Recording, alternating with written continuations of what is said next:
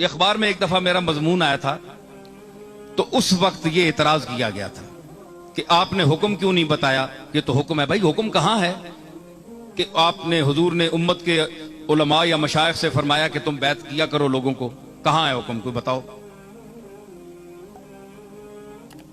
कोई आदमी नहीं बता सका। पीरों ने बड़ा शोर मचाया लेकिन कोई साबित नहीं कर सका।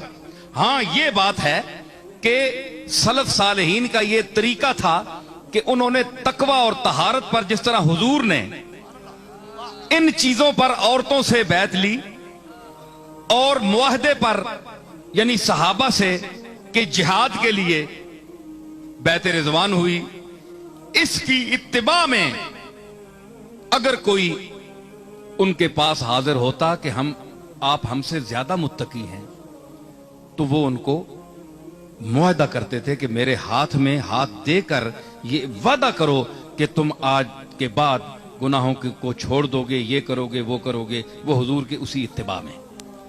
तो ये इत्तिबा करना, जिस तरह आप दाढ़ी रखते हैं, इमामा शरीफ बांधते हैं और सुन्नतें, तो ये सुन्नत जो है ये मुअक्कदा में से नहीं है कि ताकीदन कहा हुजूर ने कि तुम बैत करो। ये वैसी बात नहीं है। ये बाद लोग कहते हैं कि हजरत पीर मेर अली शाह साहब ने फरमाया कि ये सुन्नत है। तो ये सुन्नत जो है ये सुन्नत ज़ायदा है जो मुस्तहब के दर्जे में है, क्योंकि शाह अब्दुल हक मुहद्दिस देलवी ने मदारिजुन नबूवत की जिल्द अव्वल में ऐसे मसाइल लिखे हैं जो उन पर लफ्ज सुन्नत का बोला है लेकिन वो दर्जे इस्तेहबाब में है। तो मुस्तहब चीजों को भी सुन्नत के दर्जे में उन्होंने लिखा है। तो अगर हजरत पीर मेर अली शाह साहब ने मुरव्वजा बैत को सुन्नत फरमाया है तो वो सुन्नत इस दर्जे की नहीं है कि मुअक्कदा नहीं है, गैर मुअक्कदा। तो मतलब है कि आप यानी बैत अगर न करें कहीं और आपका ज़ौक है, कुरान और हदीस को समझते हैं, आपको अल्लाह ने शऊर दिया है, पढ़ते जो हैं इहदिनस सिरातल मुस्तकीम, या अल्लाह हमें सीधे रास्ते चला।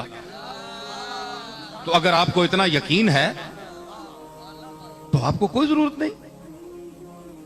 लेकिन अगर आप किसी गुस्ताख के हाथ चढ़ गए,